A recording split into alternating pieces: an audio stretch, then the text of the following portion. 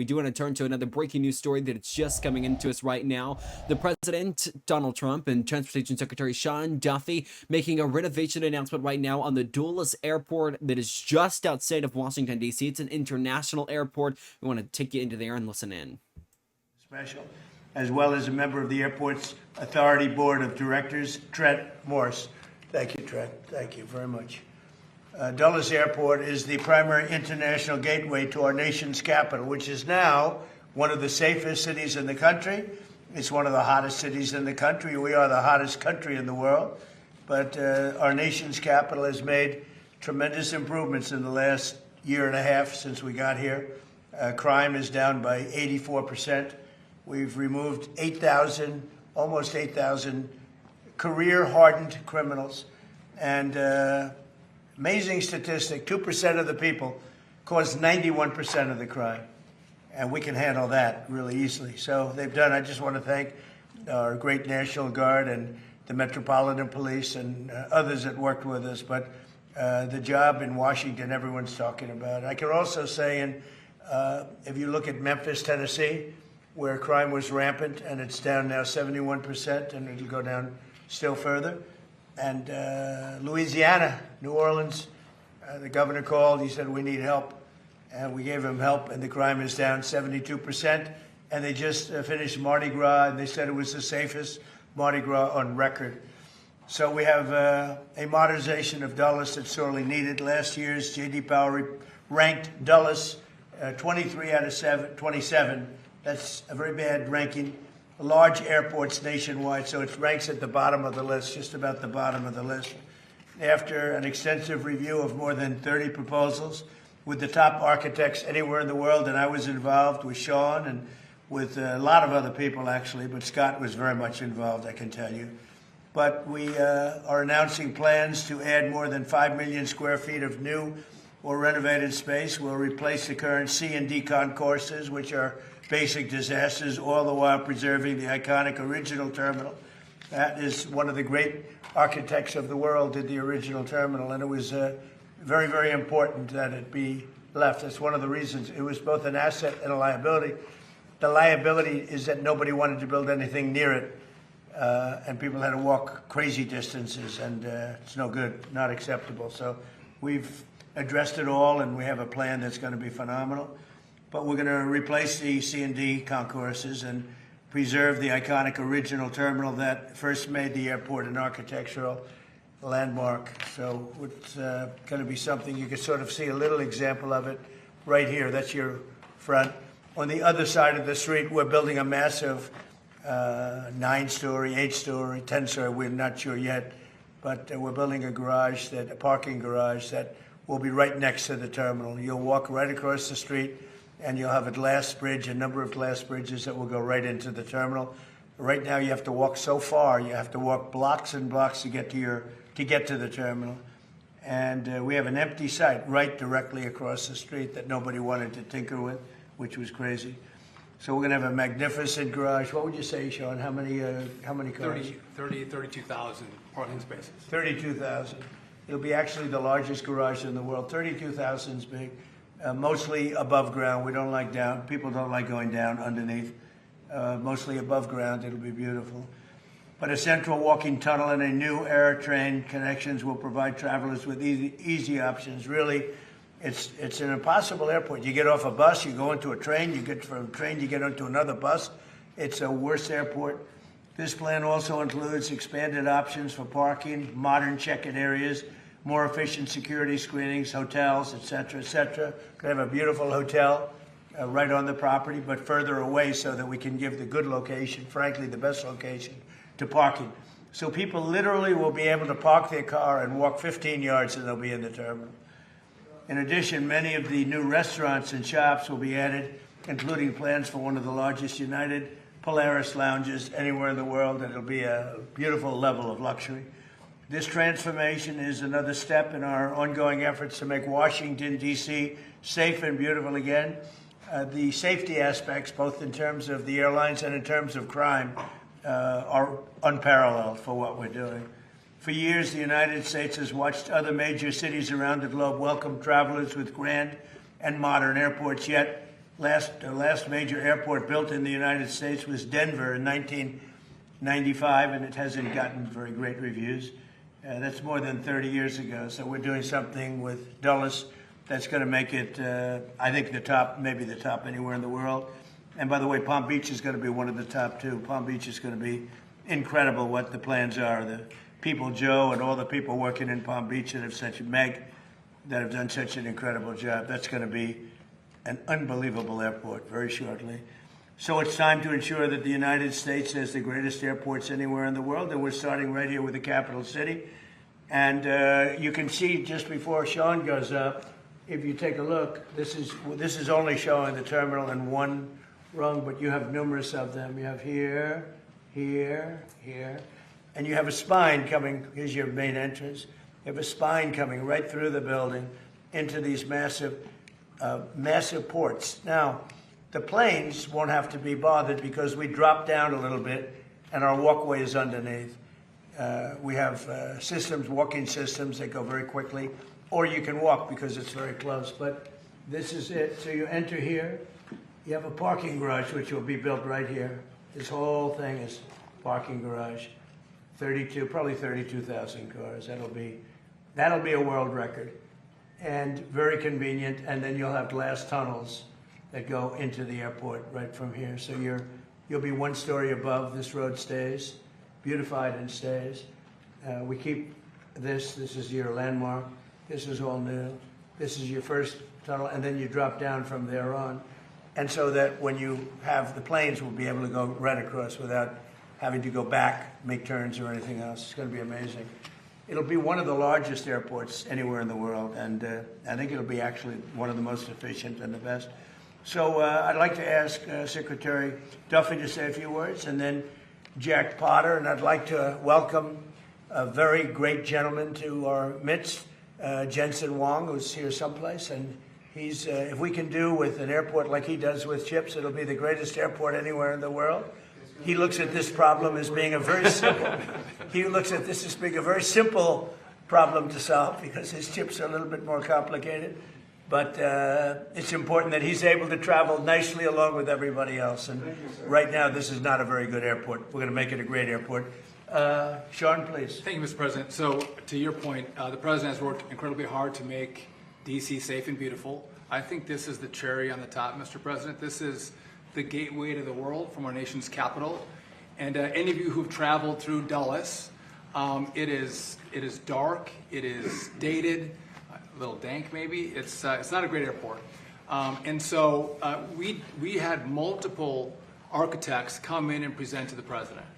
And we are blessed that not only does he give us time to really important matters, but he gave his building skill to take the best of all the designs and come up with this concept. So just if I could quickly point out, we keep the Saarinen building, so that's going to be the foyer, a whole new head house.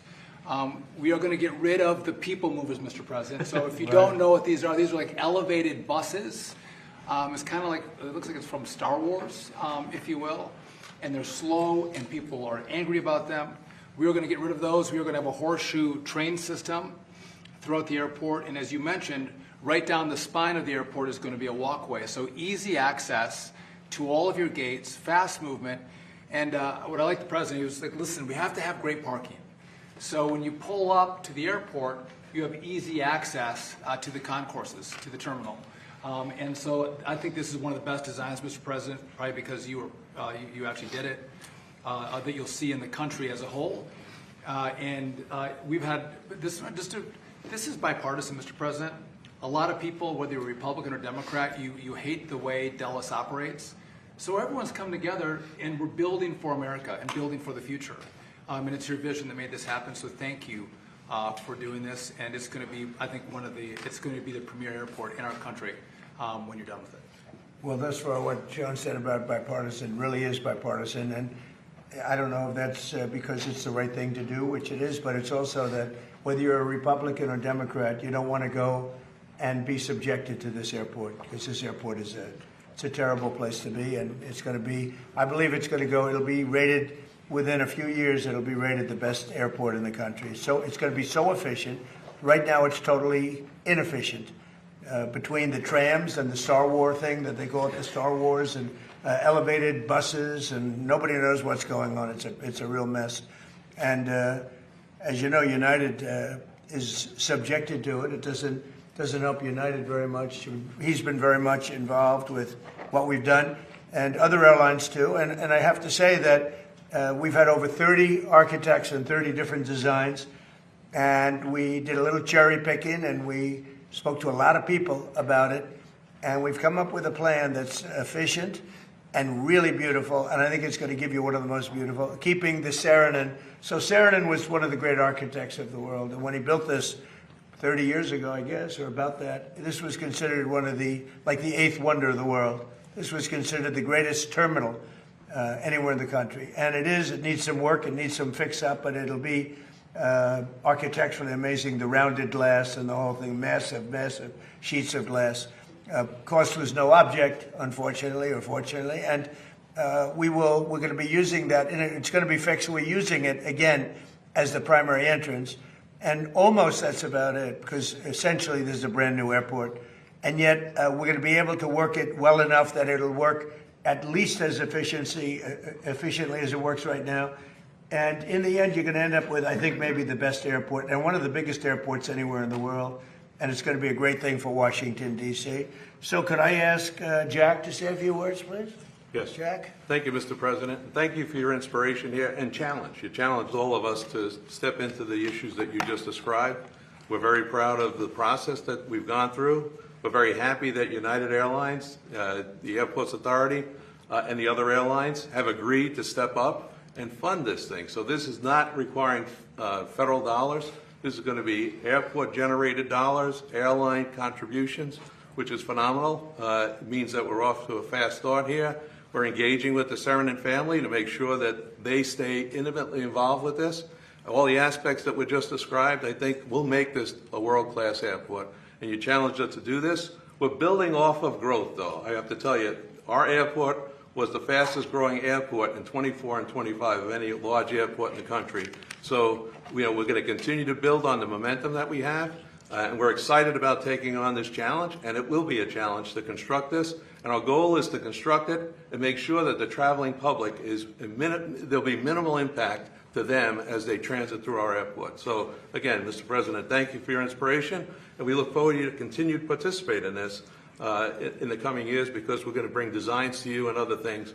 So we very much look forward to working with you. Thank you very much. Great job, too. Scott, would you like to say something? Well, thank you, Mr. President. Thank you, Mr. Secretary and Jack and everyone. We're really, at United, we're really excited to have this project get off the ground.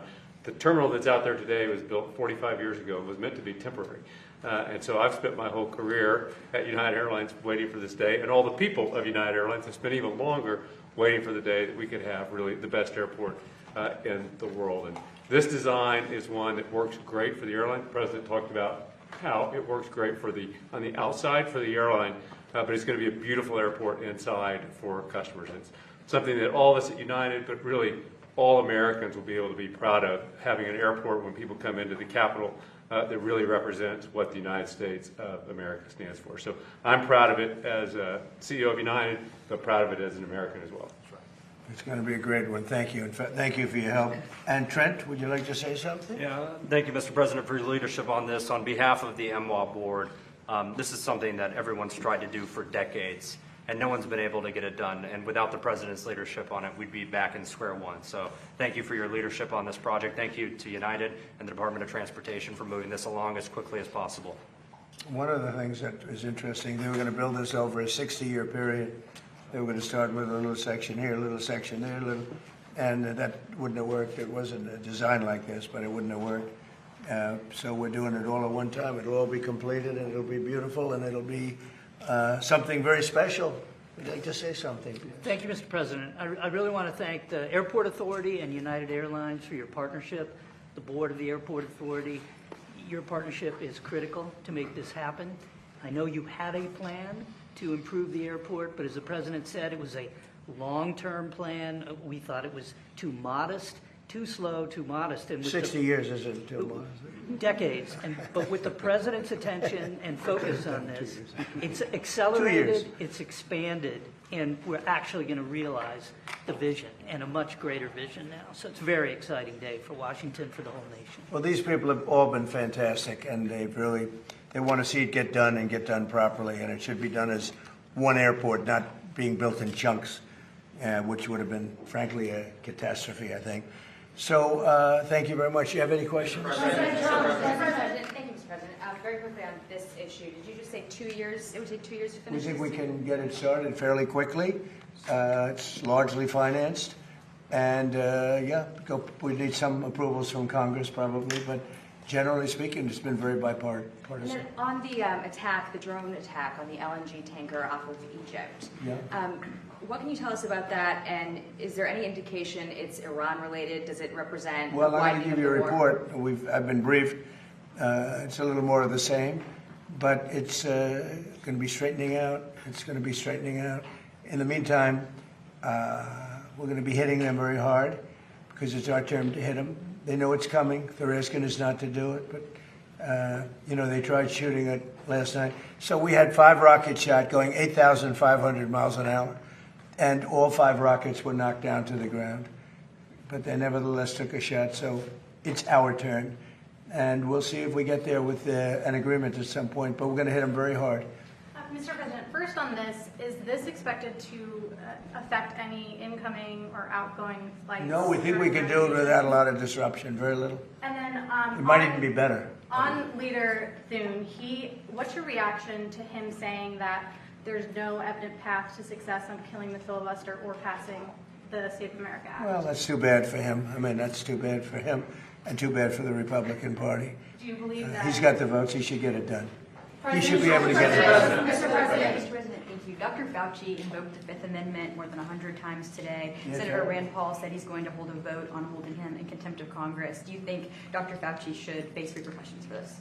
Well, I watched the whole thing today, but more importantly, I was a part of the whole Fauci. I inherited Fauci. He was here from the 1980s, so I had him for a period of time. And I disagreed with him on a lot. I would have had to close down the whole country if I listened to him. I went the Federalist way, which is basically let the governors decide. And generally speaking, the Republican governors did very well. The Democrat governors did not very well. But Fauci wanted to have nobody wearing masks, if you remember, and then everybody had to wear 5 masks, as many masks as you could get. I mean, made a lot of mistakes. And he wasn't a big factor for me. He was a very big factor for Biden. And if you remember, even though we were prime time in terms of that whole disaster of COVID, fewer in the Trump administration than in the Biden administration. We ran it well. Operation Warp Speed was talked about as being one of the great success stories anywhere in the world, actually. And we did a good job. But many more people died under Biden than died in the Trump administration from COVID. COVID was a disaster, but Fauci did not help. Do you think that the DOJ should reopen the investigation into the auto pen, specifically pertaining to Fauci? Well, the only thing you can really think about is the auto pen, because the most powerful thing the president has, they say, is the power of pardon. So he was pardoned by Biden, and I respect that. I know how powerful it is. It's a very powerful, they say it's literally the most powerful thing a president has. Now, whether or not I sign my things directly, always, almost everything I sign directly. You're witness to many of them. He signed very few. The only thing I know that he signed was Hunter Biden's pardon, but I'm not sure that he signed, he probably didn't sign this one. So I can't tell you what the law is. I've heard that you have to have a lot of proof. You need to have letters. You need to have all sorts of things that the person operating the auto pen has to know exactly what it's all about. He didn't know what it was about because I saw him testify. So maybe there's something on the auto pen. Other than that, the power of pardon is very powerful. One question briefly on the... What's it? Beth? Thank you. Beth Turner, GB News. We've just heard you talking about another example of American excellence. That's really what this is a project where you're striving to be the best in the world. As a Brit, that's really striking to me. You've had a couple of weeks to get to know our new Prime Minister. Have you spoken to him I much? have. And do you think he is the man to lead us to excellence? Well, he did say one very good thing. He said he's going to open up North Sea oil. If he does that, you're going to be a wealthy country. If he does it reasonably. I was telling Prime Minister Starmer, open up the North Sea. Open it up. You'll be okay. Open it up. They have two problems. They have a huge immigration problem, people coming from all over the world and just camping out in your country. And we've taken a very tough stand. In fact, for 14 months, nobody has come into our country. Zero, which is almost hard to believe, but that's what the report says.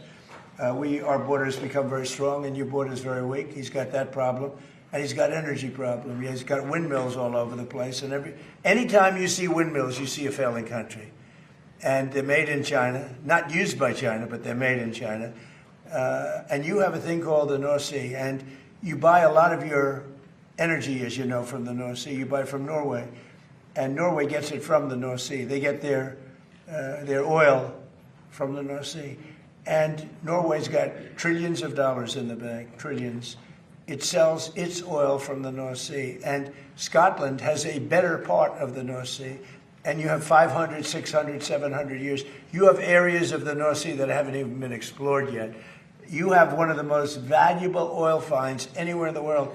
And if the United Kingdom would use it, they'd be a wealthy country again. And I tell you what, I could not get Starmer to use it. It was incredible. Every oil company that I meet, and these are all big giants, every person that I know in the oil business said, please, could you open up the North Sea? Could you get them to open it? They're dying to do it.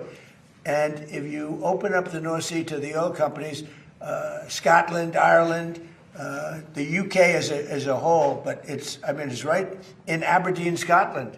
It's right in Aberdeen. And that would be one of the most vibrant. You know, it used to be called the oil capital of Europe. Aberdeen was the capital of Europe. And now it's, they don't drill oil. And nobody can understand why. You have it's among the finest oil, it's the best oil anywhere on the planet. And it's unbelievable plenty. You don't have to pay Norway triple what it costs them to take out. You have your own oil and gas. If you use the North Sea, the UK will be a really rich country. I cannot get the point across. The new gentleman, when I spoke to him, he said he's going to open up the North Sea. Let's see if that happens. The Fed today voted to keep interest rates unchanged. Are you surprised by that? Are you disappointed in any way with Kevin Warsh? No, Kevin's fantastic, but he's got a board. Fed members? Yeah, Kevin's got a board. He's fantastic. He's a brilliant guy, smart. I know he'd love to see lower interest rates, but he's got a board. And it's a political board, and they want to keep rates up. But we fight through rates. We have the strongest investment ever made in a country, of any country. It was China about 13, 14 years ago. We have far greater, 19.2, even Jensen would say that's a lot. And Jensen's spending a tremendous amount of money, by hundreds of billions of dollars. He happens to be in the room. He's spending more than United, actually. Well, he's spending 10 billion, but Jensen's spending hundreds of billions, right? I don't know. That's not a bad business idea. But no, we have 19.2 trillion. So it's the biggest number ever spent in any country by far, and that's over a period of 1 year. As an example, as you know, the Biden administration for 4 years did much less than 1 trillion. We're doing 19.2 trillion in 1 year. So we have things that are happening in our country, the likes of which nobody's ever seen. Plants and factories are moving in. Toyota just announced they're building one of the largest car plants anywhere in the world, and truck plants anywhere in the world. We are building more automobile plants now than at any time in the history of our country. Mr. President, in particular, this is just one of several projects that you have underway in the DMV. Why would you say that you're so focused on transforming the Washington region right now? Well, this is an important one. You know, this is travel. So in terms of the importance, I think the Arc is going to be incredible. I think the protected ballroom and military center that we're building at the White House is going to be unbelievable. It's very important. But, you know, this is the airport. This is sort of the lifeblood of a city or a capital, certainly a capital. And this will go from one of the worst, just like Washington. Washington was one of the worst places in this country, and now it's one of the best. You couldn't get into a restaurant because all the restaurants were closing or closed. They were afraid to have it open. Now you can't, if you're a restaurateur, you can't even find space to have a restaurant. The restaurants are booming. So, you know, it's a great thrill. And by the way, if you look, Washington is clean, it's safe. People walk to work. Every day a young man or a young woman comes up and says, "Thank you, sir." I know exactly what he's talking about. They couldn't wait. They were afraid to walk to work. Now they literally walk to the White House. Washington is now a beautiful and clean. We got rid of the graffiti.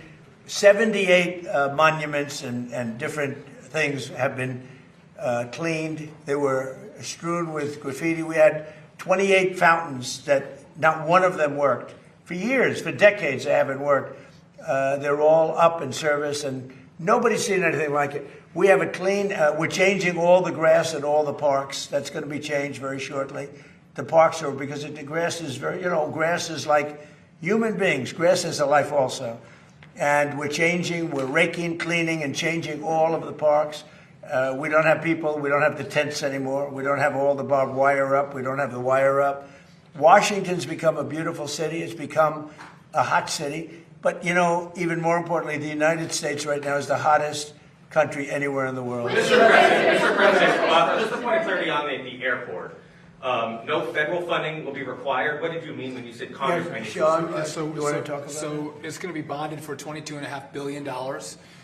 United is going to partake in part of the payment, but the airlines who participate in the project are going to pay for it. If I can just make one point of clarification. Yeah, please.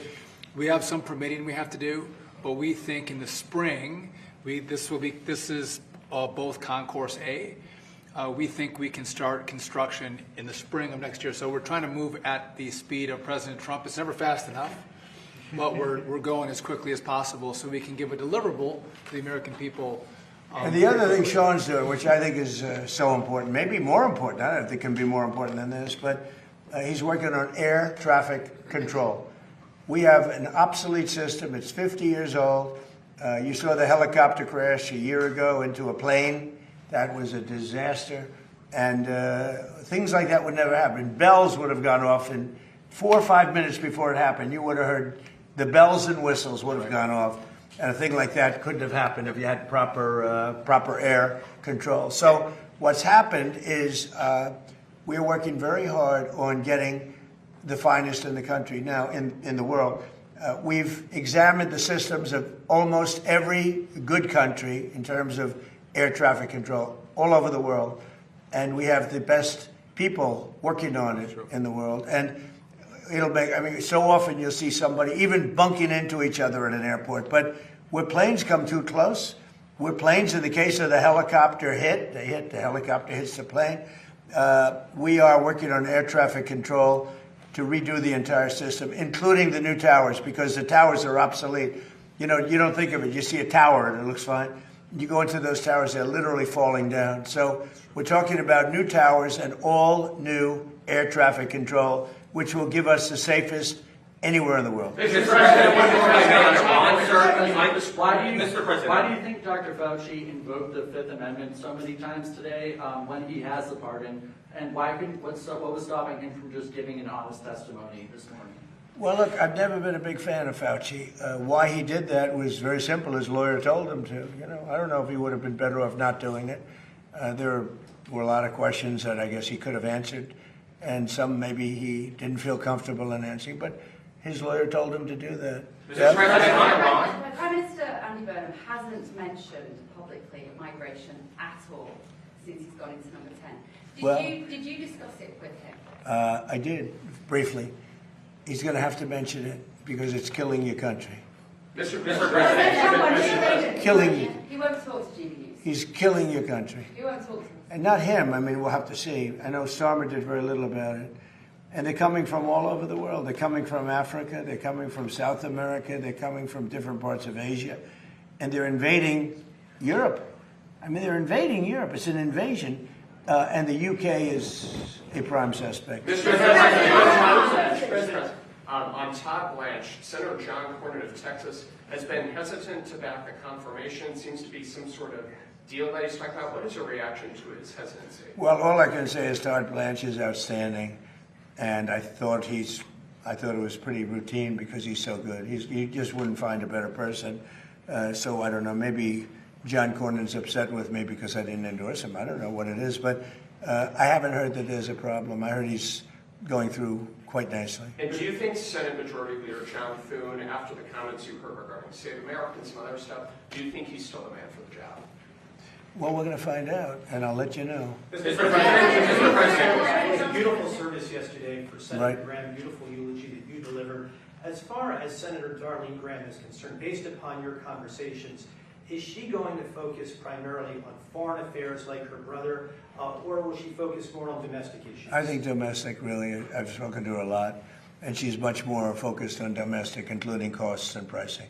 And I think she'll be outstanding. President Jay Clayton, he was just confirmed by the Senate. Yeah, he's great. Would you like to see him continue with Bill Pulte's work at exposing election Oh yeah, interference sure. in I'm sure he will. 2020? Bill did a great job, and Jay is has just been confirmed. And you know, he's outstanding. He was the head of Sullivan and Cromwell for many years, and he's very outstanding. And I think he's going to do a fantastic job. And Bill was great. Yeah, please. Mr. President, in light of advanced ChatGPT AI models escaping their lab and conducting cyber attacks, are you considering stronger controls on AI, and would you consider negotiating Well, we're looking regulations at with AI. China? We're looking at controls. We're also making sure that we lead. So we're leading China in AI by a lot. China has virtually no controls. It's freewheeling a little bit. So we have to be careful in both ways. We don't want to restrict them, where all of a sudden we come in second to China. Whoever wins with AI is going to win. That's how big it is. So it's bigger than the internet ever was. It's bigger than anything ever was. So I don't want to restrict. I know many of these people. I don't want to restrict them from doing great work. Yeah, please. Under what scenario do you see Iran attacking U.S. installations and personnel overseas and you withdrawing? Or Oh, I don't see that. No, we're not. No, we're gonna hit them very hard.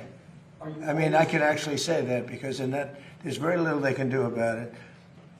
It was a different group than we're dealing with. They've already apologized, but you know, we got to smack them a little bit. Mr. President, will you hit back when they strike? Will I always hit back? Yes. Pretty much. Yes. Mr. President, just on a point of clarity on that, sir, is that in response to the attempted ballistic missile strike on Jordan last night? When you say it's our turn to hit back? Yeah, I think more so that, yeah, because it was another smaller event. But no, they sent 8,000-mile-an-hour missiles at us, and fortunately we had our people operating the greatest equipment in the world, namely the Patriot system. Think of it, 5 missiles going 8,600 miles an hour, big ones, coming right at us, and all 5 were shot down. How about that, right? Pretty good. Only we, nobody else could do that but us, yeah. Can I ask, how was your meeting with President Volodymyr Zelensky yesterday? It was good. Do you see a time scale? No, it was good. Look, you know, he's out doing his thing. I'd like him to end the war. So it's very simple. I get along with both. I get along with President Putin. I get along with President Zelensky. And like I told him, I wanted to end the war, get the war ended. Thousands of people, 25,000 people died last month. That's standard. And it's not acceptable. So I said, just end the war. Mr. President, on the war, do you want the House to come back before August 31st to act on the Russia and Iran sanctions bill after it Well, if passes it's out? necessary, I mean, it shouldn't be necessary, to be honest, but if it's necessary, I'd like to, are you talking about the Lindsey Graham? Yeah. So I'd like them to add Iran as tariffs, not just as sanctions. I think it's important. That's what Lindsey wanted, because I heard that they have tariffs on Russia, but not on those 5 countries with having to do with Iran. I'd like to see tariffs on Iran. It would make it much stronger. So perhaps you're very good at this. You can maybe tell them. I think they should put in for Russia, but I think they should put in for Iran. And that's really what Lindsey wanted. Yep. And on Iran, one more, sir, sorry. And good job at the dinner the other night. Thank you. Did a great job. Thank you, appreciate that. President Xi told you that China would not give or sell Iran any weapons. And there's a new report that Iran's about to get 400 rocket launchers from China going through Pakistan to Iran. Well, that would be surprising. I mean, things like that happen, but that would be surprising. He told me very strongly he wouldn't partake, and he knows I'd be quite disappointed. Yeah, please. Mr. President. And he's coming here, I think, on September 24th. Yes. Two questions. First, we're coming up on the 25th anniversary of 9/11, and a good number of 9/11 families have called on New York Mayor Zohran Mamdani to not attend a number of these memorial services. What are your thoughts on that? Well, I think they're having a hard time with Mamdani. The people having to do with anybody having to do with 9/11 right now, on the victim side, and there are a lot of them, they're very unhappy with what's going on in New York, and they're very unhappy with the mayor. I understand that. Yeah, please. Thank you, Mr. President. Senate Republicans are underway in negotiating the budget. Would you sign a CR without the Save America Act tax? Is that something you want to see? I'll have to look at it, but they should get to Save America. How simple can it be?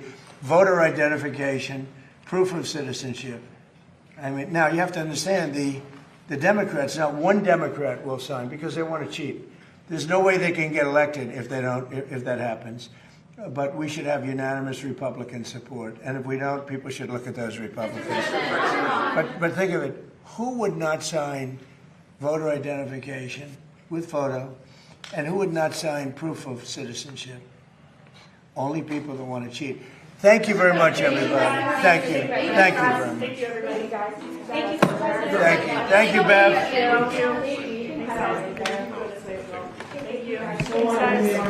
Thank you, guys. Thank you, guys. Thank you, guys. Thank you, guys. Thanks. Thanks, guys. This way, please. Thanks, guys.